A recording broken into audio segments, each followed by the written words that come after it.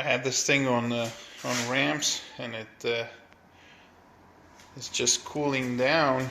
Well, it did cool down, and yep, I'm assuming this is what you experienced. Look, it's just dripping. Now, first impression looks like it's coming from this hose, but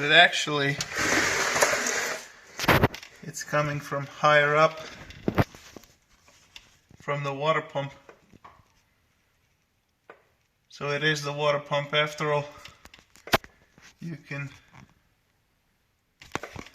zoom in, see it? It comes from behind the pulley. See if we can take a look from the top.